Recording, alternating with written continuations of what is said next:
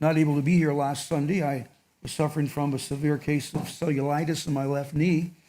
I couldn't drive for a week, and for a long time I couldn't hardly stand or sit or do anything like that. But I really appreciate Rudy speaking for me last Sunday. I called him. I have to give him a little time. I called him on Thursday or texted him on Thursday. He said, I'll do it. And he did a great job. And I'm so grateful that he filled in for me when I couldn't be here. But I'm glad to be here. I'm probably more glad to be here than anybody in here. So considering what I've been through. July was a rough month for my body. Let's do this. Let's stand to our feet. We're going to read the text. 1 John 2. Let's stand to our feet, everyone, standing. And we're going to see if we can coordinate ourselves and do this, okay? What I'm going to do is I'm going to read the first verse. Let's start at the first verse, guys. I'm going to read the first verse. We have that in the text up there? First verse? There you go. Okay. I'll read the first verse. Together we'll read the second. Then I'll read the third. Together we'll read the fourth, and I'll finish it. So here's the text we're using. 1 John 2, verse 7. Brethren, I write no new commandment to you, but an old commandment which you have had from the beginning. The old commandment is the word which you heard from the beginning.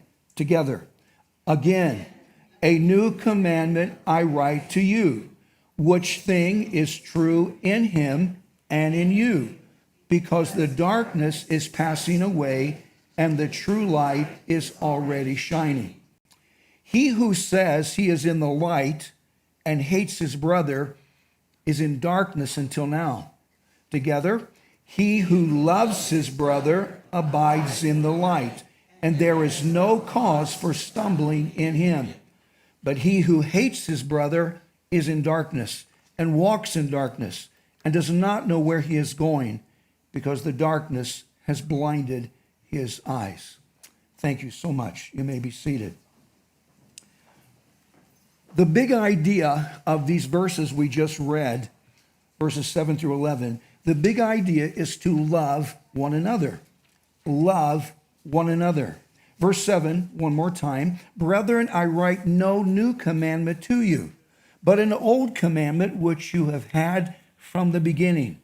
The old commandment is the word which you heard from the beginning. Now, please notice this word beginning that is mentioned twice in this verse means at the moment, the beginning moment, John's readers became Christians. This word beginning is a reference to someone's Christian beginning. This commandment to love one another was told to them from being just beginning Christians. That means this commandment to love one another wasn't some recent innovation from John his readers had never heard about before. John said the commandment to love one another wasn't a new commandment. It was actually an old commandment. This injunction had been taught earlier on in the Old Testament Mosaic Code. Notice Leviticus 19:18. You shall not take vengeance, not bear any grudge against the children of your people, but you shall love your neighbor as yourself. I am the Lord. That should sound familiar to us. The New Testament uses that same exact language. Let me set this up. Jesus' enemies wanted to discredit him and wanted to discredit him in public so that public opinion would turn against him. And Matthew chapter 22 describes 3 different attempts to discredit Jesus through presenting him 3 different questions. Again, his enemies want to discredit him and in public, so public opinion would turn against him, and so their approach to do that was 3 different questions. The text we're about to read describes the 3rd question, and that question was this: which is the greatest commandment in the Mosaic Law?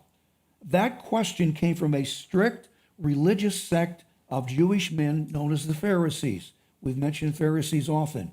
Notice Matthew 22, verse 35.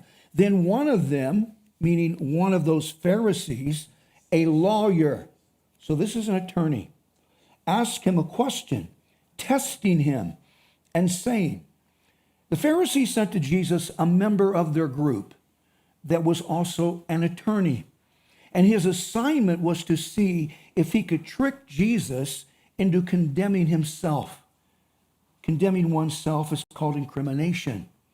And getting someone to incriminate himself is something attorneys still do in the courtroom to the defendant on the witness stand.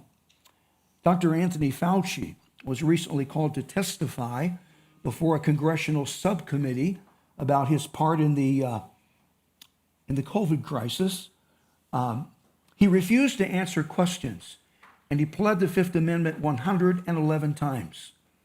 NFL quarterback Aaron Rodgers called him a coward, and that could be.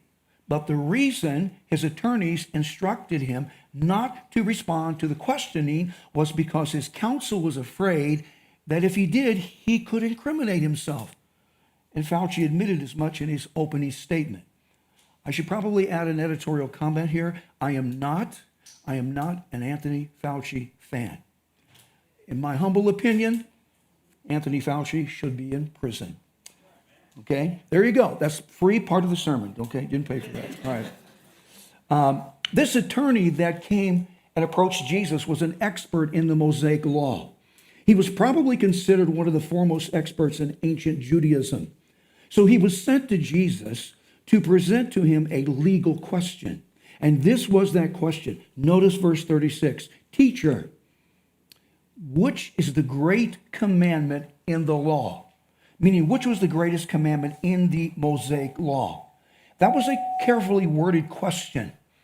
That's because in ancient Judaism, no one was more revered than Moses. Moses was considered the man. One rabbi said, quote, God calls Moses faithful in all his house, and thereby ranks him higher than the ministering angels themselves. According to this rabbi, Moses was in a classification above the angels. Moses was the greatest one. He was it. Matthew 23, verse 2 states that the scribes and Pharisees sat in Moses' seat. Sitting in Moses' seat because that was the seat of ultimate authority. No one was higher in rank in Judaism than Moses. One reason the Pharisees found Jesus unacceptable was because those religious men felt that Jesus' teaching contradicted Moses' teaching, and that was upsetting to them. Now, Jesus didn't contradict Moses, as we are going to see, but that was their impression, that Jesus in his teaching was contradicting Moses. So this was all a setup. This question was worded so that Jesus might condemn himself, so that he might incriminate himself. This question was an attempt to deceive Jesus into submitting an answer to this attorney that could be construed to mean Jesus was teaching something that superseded Moses' teaching. If this attorney could succeed in tempting Jesus to contradict something Moses had said, then those Pharisees could accuse Jesus of being a religious heretic, and the Jewish people themselves would then turn against Jesus if he said something against Moses. This attorney wanted to catch Jesus in a response that might question Moses or contradict Moses or misrepresent Moses. But Jesus was too smart to fall into that trap. Notice verse 37. This is the response Jesus had to the question, which is the greatest commandment in the Mosaic law. Verse 37, Jesus said to him, you shall love the Lord your God with all your heart, with all your soul, and with all your mind. Jesus just quoted Moses. And he not only quoted Moses, he quoted from probably the most famous statement Moses ever made. He quoted from an Old Testament passage called the Shema, S-H-E-M-A, Shema, found in Deuteronomy 6, verses 4 through 9. Religious Jews are still required to say the Shema twice each day, once in the morning and once in the evening. This verse Jesus quoted is part of that Shema. Notice Deuteronomy 6, verse 5. You shall love the Lord your God with all your heart, with all your soul, and with all your strength. Understand what Jesus did here. In quoting Moses, Jesus demonstrated solidarity with Moses. In quoting from Deuteronomy, which was one of the 5 books Moses authored, those 5 books are called the Pentateuch or Torah. In quoting from the Torah or Pentateuch, Jesus essentially said he agreed with Moses. And as a result of that response, this attorney couldn't do anything. He had nothing to pin on Jesus. Verse 38, this, meaning this statement from the Shema, is the first and great commandment.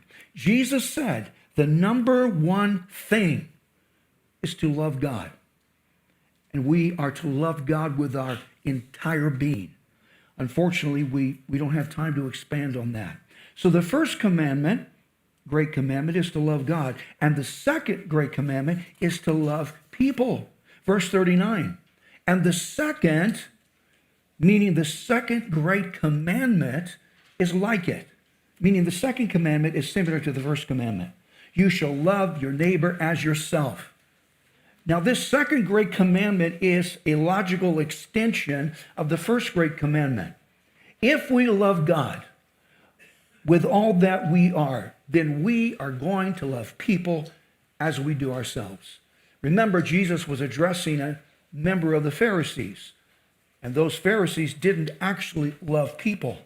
Those hypocritical men pretended to love people and then turned around and imposed impossible legalistic burdens on them, overcharged them, stole from them, used and abused them, made merchandise of them, and were cruel to them.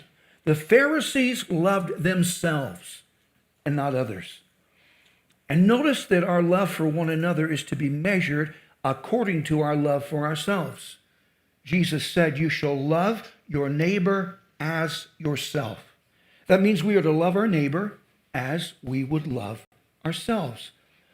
The normal person, someone in his right mind, provides for his own needs. If he needs nutrition, then he feeds himself. If he needs protection from the element, then he clothes himself and finds shelter. If he's feeling sick, then he purchases some over-the-counter medication or schedules a doctor's appointment. That is because at the core, as humans, we are consumed with caring and providing for ourselves. And that is a normal and good thing if it isn't to the exclusion of others. Don't misunderstand this line from Jesus. You shall love your neighbor as yourselves. Jesus wasn't encouraging more self-love because he assumes we already love ourselves. Notice Ephesians 5, verse 29. For no one, and this would be no normal person in his right mind, ever hated his own flesh, but nourishes and cherishes it. Nourishes and cherishes, in that last phrase, means he feeds his body. He cares for his body. The problem is, in a societal sense, we tend to love ourselves too much, to the point where some people are self-absorbed. I still remember the first time I had to address a disgruntled congregant. We had just started our first congregation. I was just 24. About 6 months into that project, I was told that a particular older woman was upset. And so I went to see her. She's upset. I want to know why. So I sat down, and she told me that on a recent Sunday that she had come to the service, and someone was actually sitting in her seat. She didn't appreciate that. She was upset and made this self-incriminating statement. She said, quote, I was just thinking about myself. And I said, remember, I'm 24. I don't know how to spell tactfulness. I'm 24. I said, you were just thinking about yourself? I said, that's true. And that is your problem. I said, notice that none of the chairs have names on them. That's because we don't assign seating. There are no reserved seats. All the seating is on a first-come, first-served basis. So if it is important to you that you sit in that particular chair, then come earlier And that chair should be available to sit in. And if for some reason it isn't available, then there are other acceptable seats. Do you think that disgruntled woman listened to me? No, she never returned to the church. That's self-absorption. That's self-centeredness. That's selfishness. And I have said 1,000 times, the most important person at any public service is the guest. They are far more important than those that are part of this congregation. We need to treat them with respect. She's the reason someone said to me, "What do you appreciate the most about being a pastor?" I said, "People." This person said, "And what do you appreciate the least about being a pastor?" And I said, "People." But although people are frustrating, we must remember we are in the people business. This isn't a theological business as much as it is a people business. And the moment people cease to matter to us, we cease to be a biblically functioning community, and we have forfeited one of the reasons we exist. I listen to sermons from different men, and this thing is going crazy up here, Pete. I'm so sorry. I don't know what's going on. Recently, I came across a Lutheran pastor. I don't normally listen to Lutherans. I'm a mainstream evangelical. But I happened to listen to his sermon, and it was most unusual. He had a previous career in law enforcement. He had been a homicide detective before attending and graduating from seminary. But then as a pastor, he did something I am also accustomed to doing. But the extent to which he does it literally puts me to shame. He visits people, as I do. He visits people in his congregation. He visits people that are outside his congregation. He visits people in homes, restaurants, hospitals, convalescent homes. It doesn't matter. He visits and visits and visits. In a recent 12-month period, he made 1,003 visits. He admitted that some visits can last 3 to 4 hours. I've never done that. I would wear out my welcome long before that. 1,003 visits averages out to more than 19 visits per week, and almost 4 visits per day, Monday through Friday. On the surface, that seems excessive to me, as I'm certain some of his other pastoral responsibilities must suffer. But the point is, people matter to this man, and people should matter to us. Verse 40, on these 2 commandments, meaning on the first and great and second great commandments, hang all the law and the prophets. The great commandments are, first, love God, and then second, love people. And according to this verse, those 2 commandments sum up the entire ancient Mosaic code and the Old Testament prophets. The 10 commandments are found in Exodus 20 and then repeated in Deuteronomy 5. 10 commandments are often called the Decalogue. Now notice, I'm going to list them. 1, worship no other gods. 2, make no idols. 3, don't misuse God's name. 4, honor God's special day. That's the Sabbath. And please understand, the Sabbath was Saturday. It was not changed to Sunday. It has never been Sunday. The Sabbath is Saturday. Number 5, honor our parents. 6, don't murder. 7, don't commit adultery. 8, don't steal. 9, don't lie. 10, don't covet. Now, I want us to notice, some of you are aware of this, I'm sure. Notice that the 10 commandments can be divided up according to the greatest commandments. The first 4 commandments fit into the first commandment to love God, because all 4 commandments relate to God. Notice, number 1, worship no other gods. 2, make no idols of other gods. 3, don't misuse God's name. 4, honor God's special day, the Sabbath. And then the second 6 commandments fit into that second great commandment, to love people. To love people, because all 6 commandments relate to people. Notice, number 5, honor our parents. Teenagers don't understand this sometimes, but parents are people. Number 6, don't murder. We cannot murder a non-person. Number 7, don't commit adultery. And adultery happens between people. Number 8, don't steal from people. Don't lie to another person. 10, don't covet people's stuff. That means the basic requirements of both Judaism and Christianity are summed up in that same dual command: to love God and to love people. To love God and love people. Actually, Christianity isn't that complicated. Christianity can be defined as Jesus Christ coming into an available human body and then being permitted to act like himself. And if we do that, then Jesus in and through us will enable us to love God as we ought and love people as we ought. Let's return to 1 John 2. I want us to notice that on the surface, verses 7 and 8 seem to contradict one another.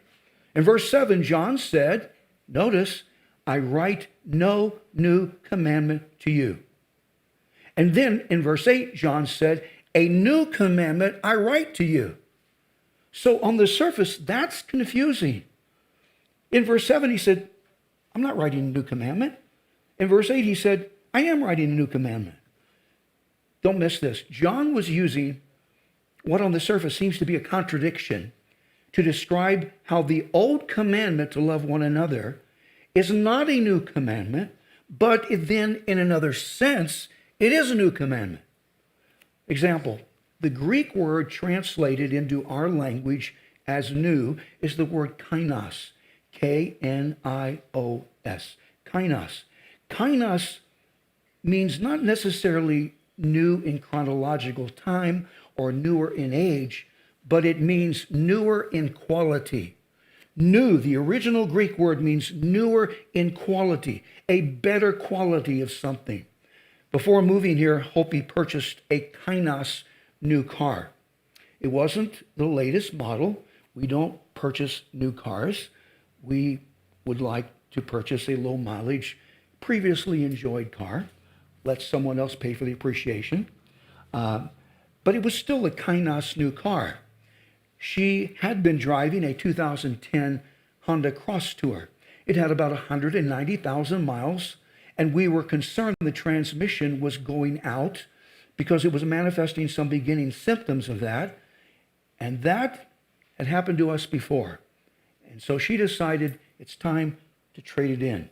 And then our youngest son, he's a car guy, as is our middle son, found this screaming deal on a 2014 Lexus hybrid, better gas mileage. It had just 36,000 miles, and it was immaculate inside and out. So she drove to San Diego with her cross tour, traded it in, and purchased the Lexus. Now, the Lexus is slightly newer in chronological age. It's a 2014 model compared to a 2010 model. But more important than that, it is a kainos new car, meaning it is newer and better in quality. Now, don't misunderstand. Hondas are good cars. We've owned 5 of them. But this Lexus is much superior to the Honda she traded in. That's the essence of this word kainos. Let me demonstrate why this old commandment to love one another is not a new commandment, and at the same time, it is a new commandment. Verse 8, again, a new commandment I write to you. Which thing is this commandment to love one another, is true in him meaning Jesus, and in you. And who is in us? Jesus.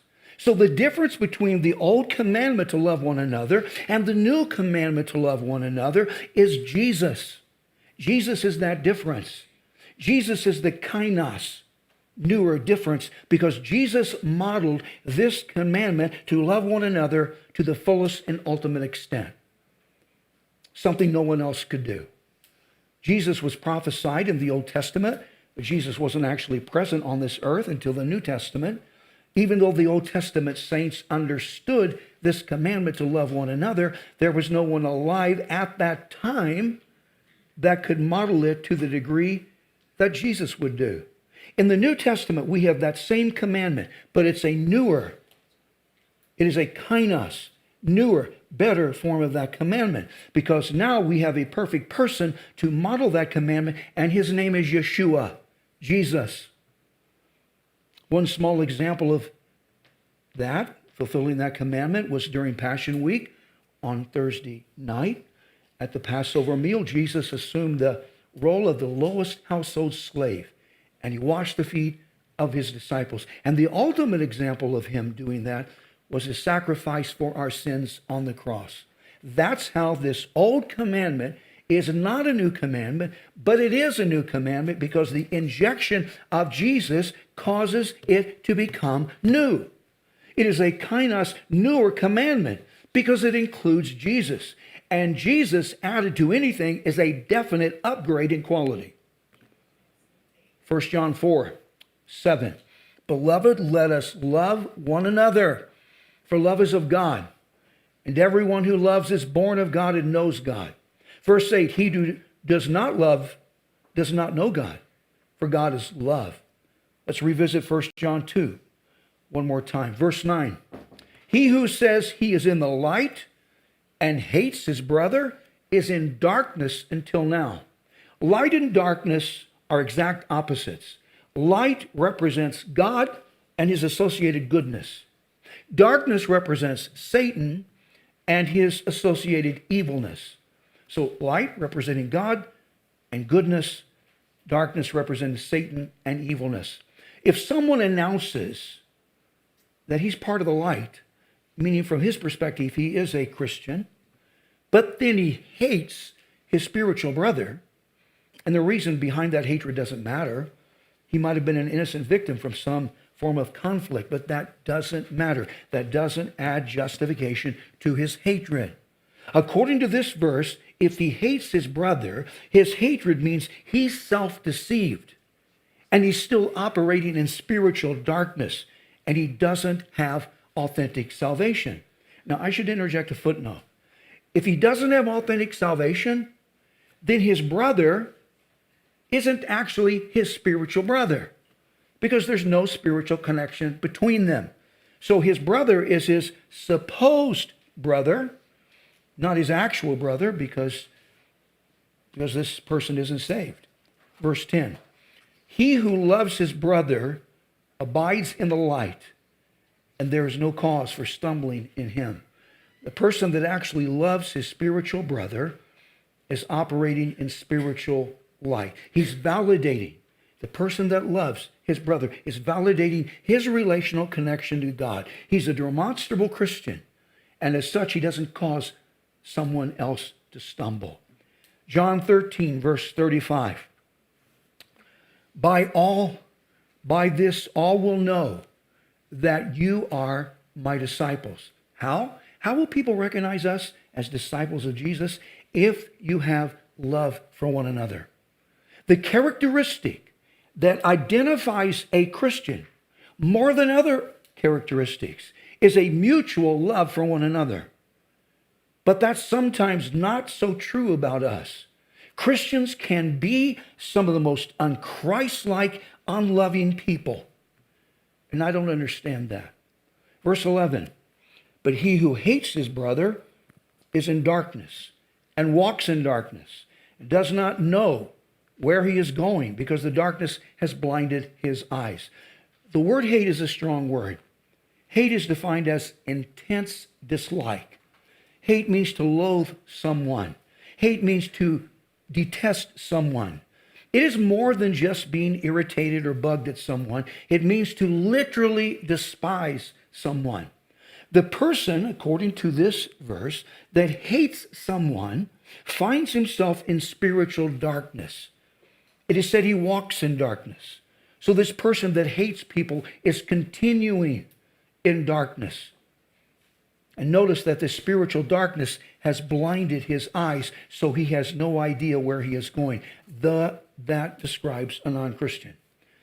Now, the ultimate test of our commitment to this love and not hate one another The ultimate test of our commitment to the second great command to love one another and not hate one another is in our commitment, our personal commitment to love the most unloving people. Let me repeat that. The ultimate test of our commitment to the second great command to love one another and not hate one another is in our personal commitment to love the most unlovable. It's nothing special to love someone that's lovable. I mean, some people are so lovable. Some people we cannot resist loving. I have to add, I'm not one of those irresistible persons. No one has ever said, Pastor is so lovable. No, that's never happened.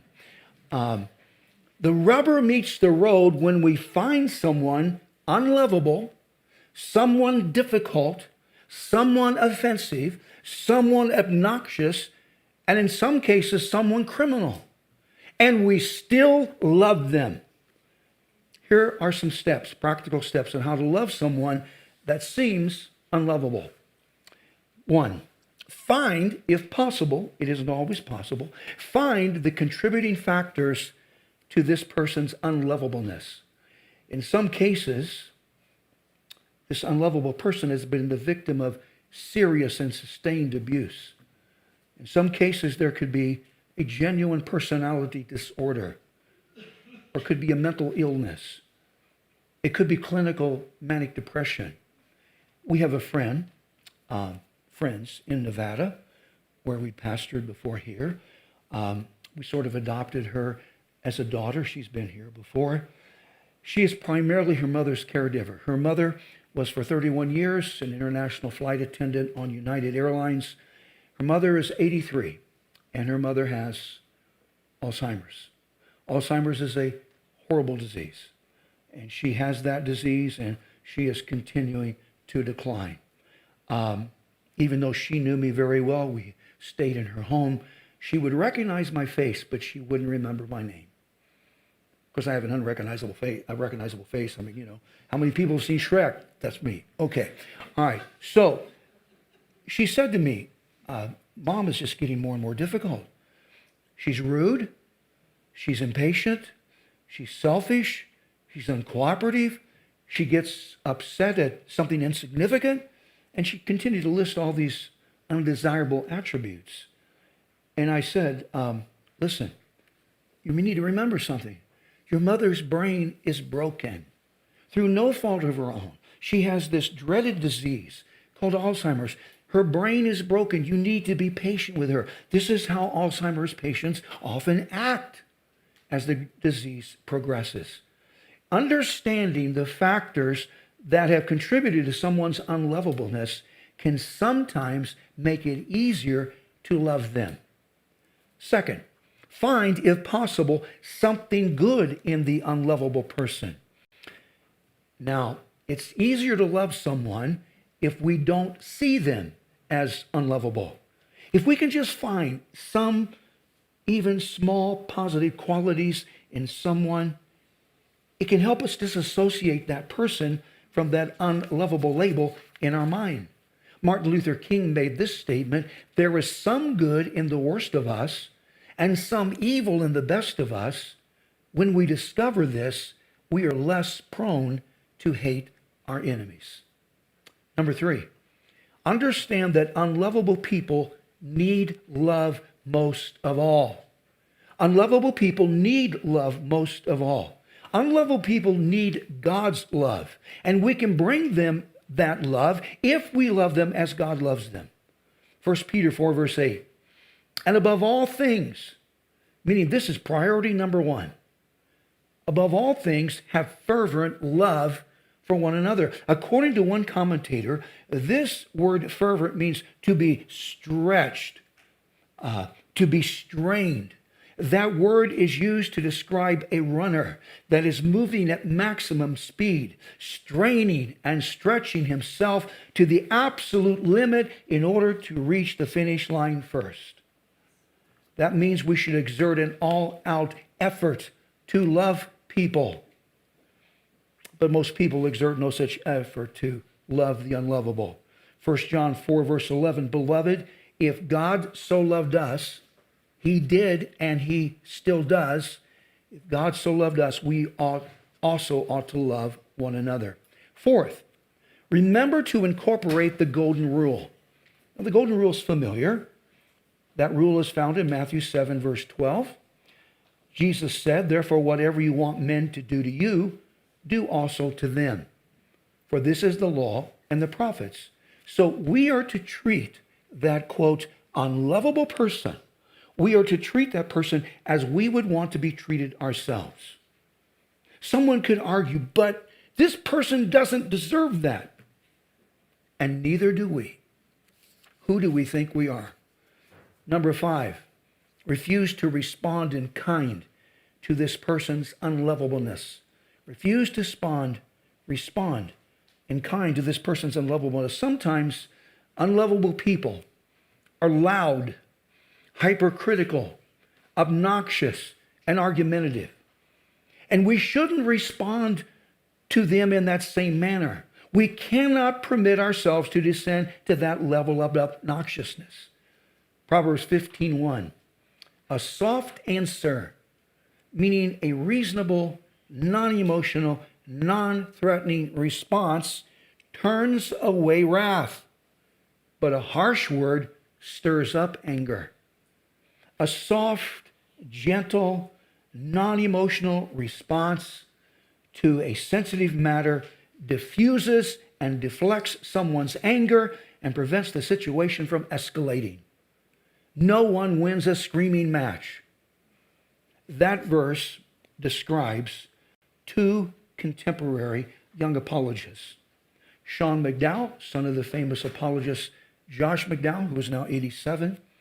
Josh has a PhD. He is a phenomenal apologist. And Wes Huff. Wes Huff is nearing the completion of his PhD. Wes Huff became known because he was interviewed for 3 hours on Joe Rogan's podcast. And he's just gone crazy since. But I have listened to both men countless times.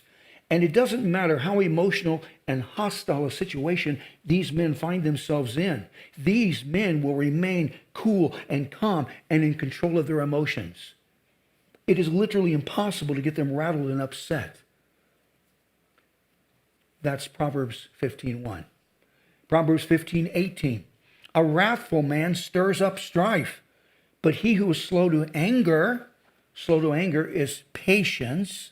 He who is patient allays contention.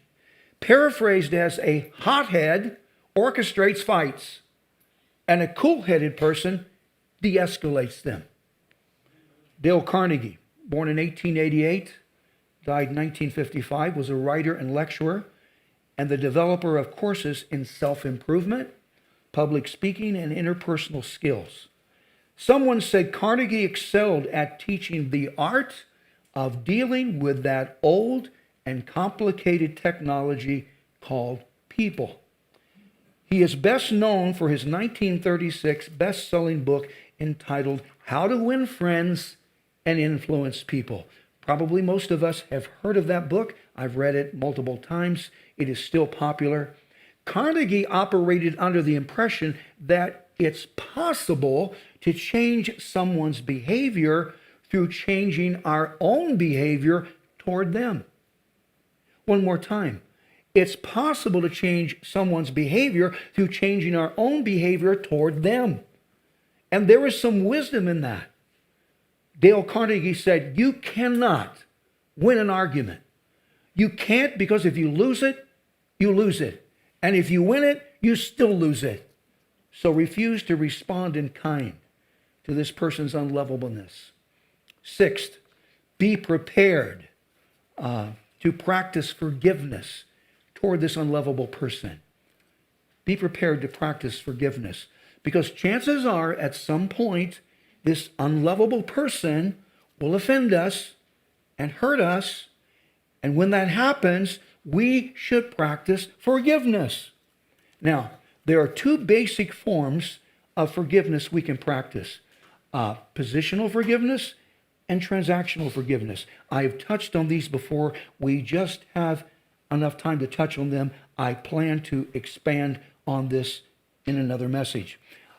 Notice, positional forgiveness is where someone forgives the offender and then forgets about the offense. Now, positional forgiveness is primarily between ourselves and God. In our mind and heart, someone has offended us, and we have decided to let love cover that offense. And so we forgive that offender, and we forget about the offense.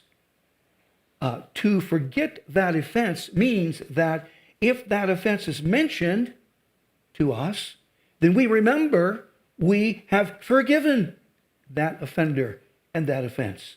That prevents anger and bitterness from building up inside someone. Bitterness is emotional suicide. Bitterness is the same as drinking poison and hoping the other person dies. So we must start at positional forgiveness. Make sure we have a clear conscience. We have forgiven that offense. We have forgiven that offender, and we've told God that. Second, there's transactional forgiveness. Transactional forgiveness is where we forgive someone that asks to be forgiven. This person is recognizing his sin, his offense, his error, and he comes to us and says, please forgive me. Because at that moment, if the offender comes to us wishing to be forgiven, at that moment, forgiveness is then transacted between the offender and the offended, because we respond, yes, you're forgiven.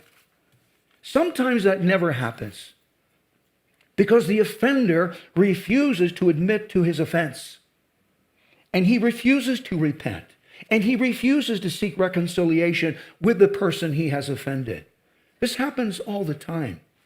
That's the reason we should practice positional forgiveness always, first and always. And then we should practice transactional forgiveness when those opportunities present themselves to us.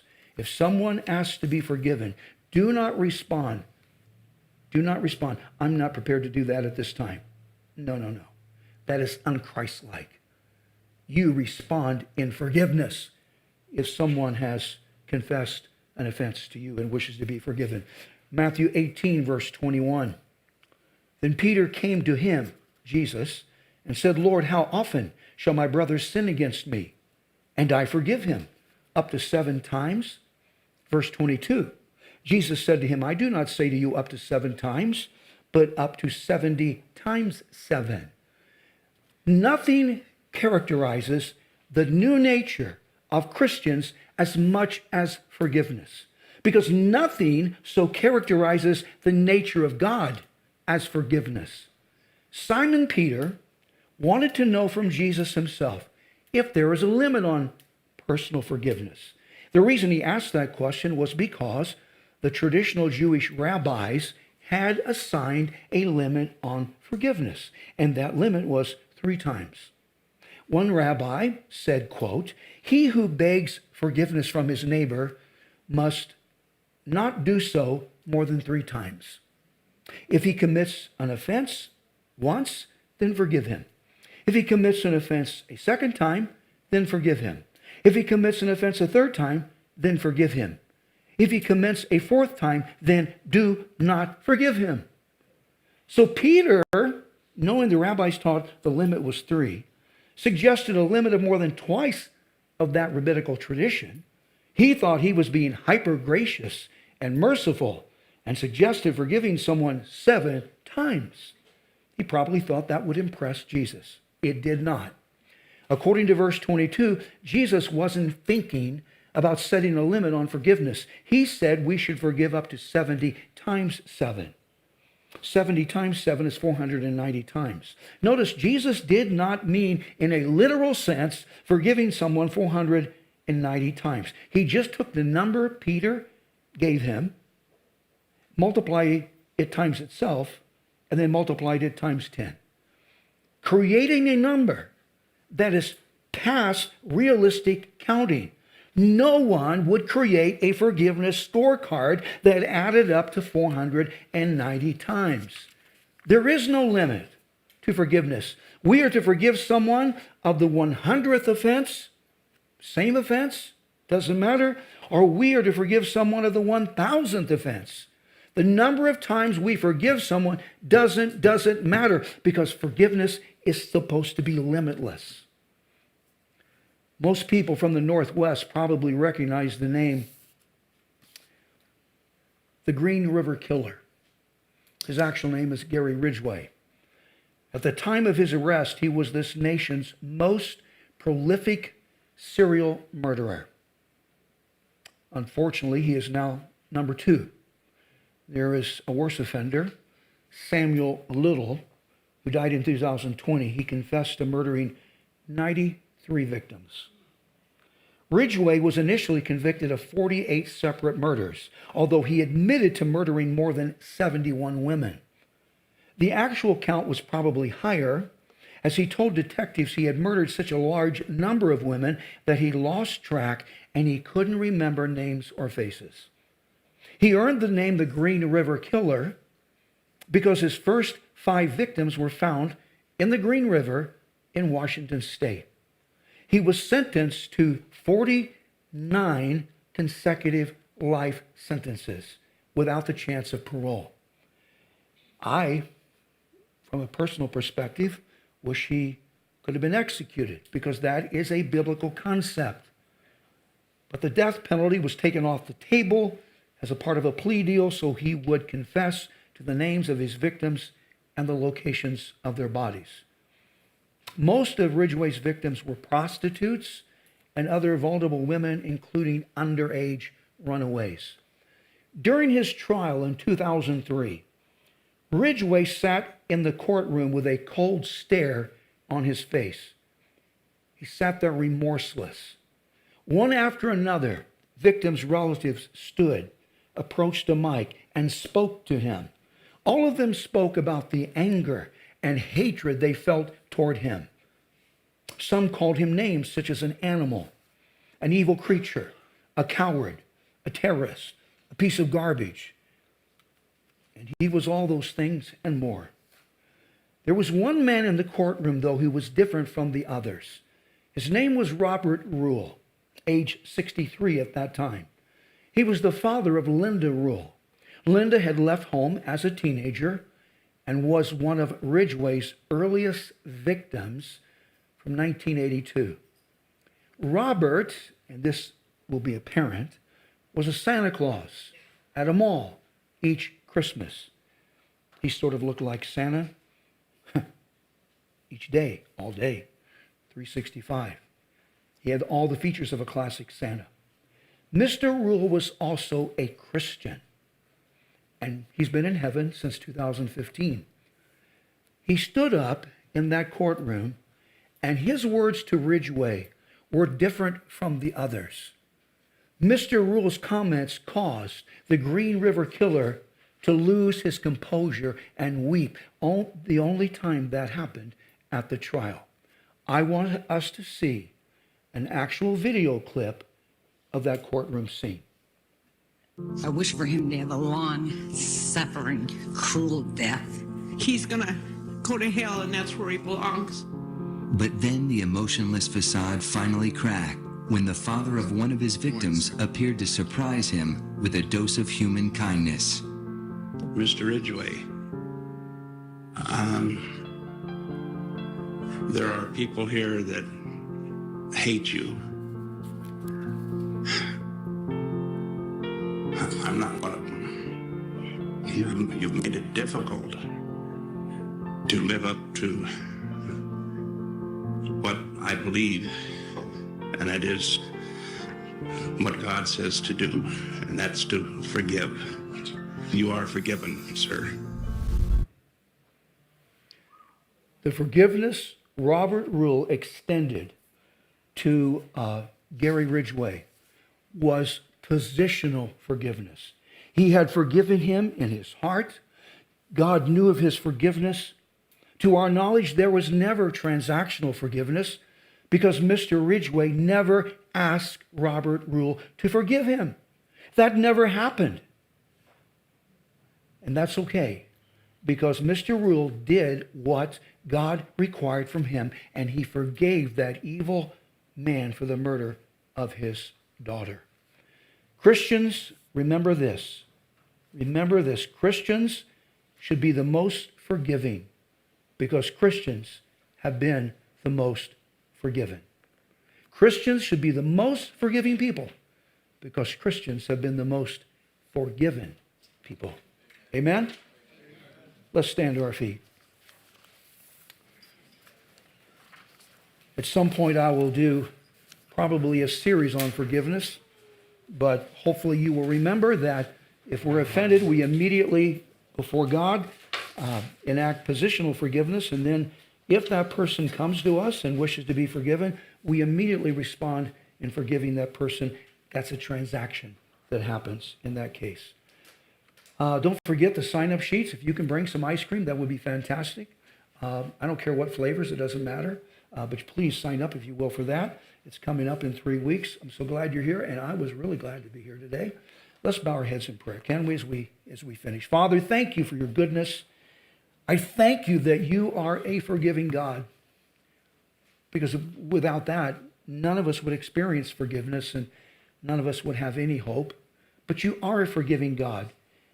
If we accept your Son, Jesus, who died on a cross to secure that forgiveness for us, if we accept him, then we are forgiven of our sin.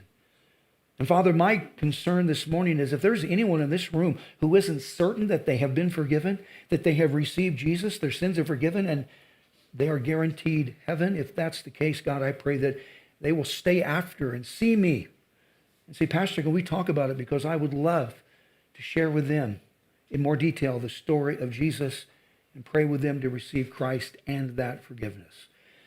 We thank you for your goodness to us as individuals and as families and as to our church. We continue to trust you for what we believe you're going to do in the coming days and weeks and months ahead. Thank you. Bless us now as we go. Keep us safe. Bring us back next Sunday to worship you. And I thank you and praise you in the mighty name of your Son, the Lord Jesus Christ.